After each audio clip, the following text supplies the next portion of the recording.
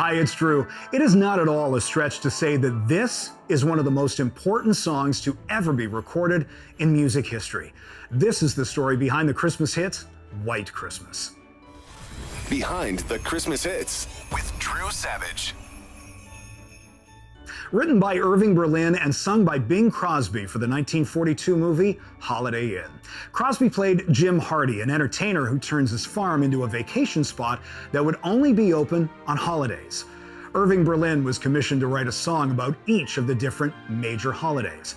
He had been working on a Christmas song for a while. In fact, legend has it that he told his musical secretary back in January 1940 to type up the lyrics to a song he had written over the weekend in La Quinta, California, just outside Palm Springs.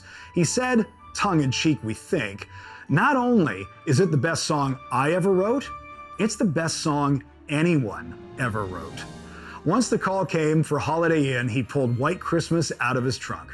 The first thing he did was scrap the entire first verse. The original version did not start with "I'm dreaming of a white Christmas." Instead it was, "The sun is shining, the grass is green, the orange and palm trees sway. There has never been such a day in Beverly Hills, LA." Such a smart move. During production of the movie, and still months before it would be released, Bing Crosby sang the song for the first time on his live radio program, Christmas Eve, 1941, just 18 days after the attack on Pearl Harbor.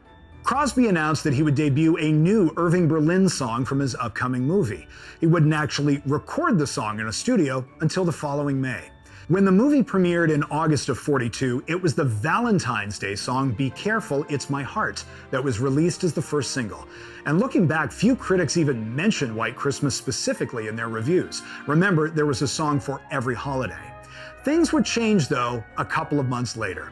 Now, some people think Christmas music starts earlier now than it used to. Well, consider this. White Christmas was released on October 3rd, 1942, and was #1 on the Billboard chart by Halloween. It remained at #1 until January 1943. In fact, its wild success is credited by some for shifting the entire focus of the music business. During the 30s and early 40s, selling sheet music was huge. That's how the writers of the Tin Pan Alley era, including Irving Berlin, made a lot of their money. With the enormous success of Bing Crosby singing White Christmas, people didn't want to learn how to play it. They wanted to hear Bing sing it. Copies of the song would be bundled up and sent to troops overseas. Christmas 1942 was American servicemen's first holiday away. Some have wondered if the US had entered the war sooner, would the song have struck the same chord that it did in 1942? Whether it would have or not, doesn't really matter. White Christmas became the world's best-selling single of all time. 50 million copies sold, and that's just the Bing Crosby version. If you add in everyone else's, it's over 125 million. It had impact and influence. The song would usher in a new wave of Christmas music. Prior to White Christmas, traditional hymns like Silent Night or novelty songs like Santa Claus is Coming to Town dominated the season.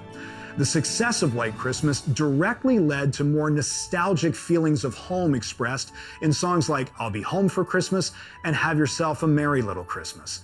It won the Oscar for Best Original Song of 1942 and of course inspired a movie of its own with Bing, Danny Kaye, Rosemary Clooney, and Vera Ellen in 1954. Over the years, Bing Crosby recorded a few different versions. The one heard most often now was recorded in 1947. If you hear flutes at the beginning, you know that's the version you're listening to. Thanks for joining us. For more stories behind the Christmas hits, hit subscribe. Tomorrow, who says sequels are never as good as the original? The story of Frosty the Snowman, which, yes, is a sequel to Rudolph. We'll see you then.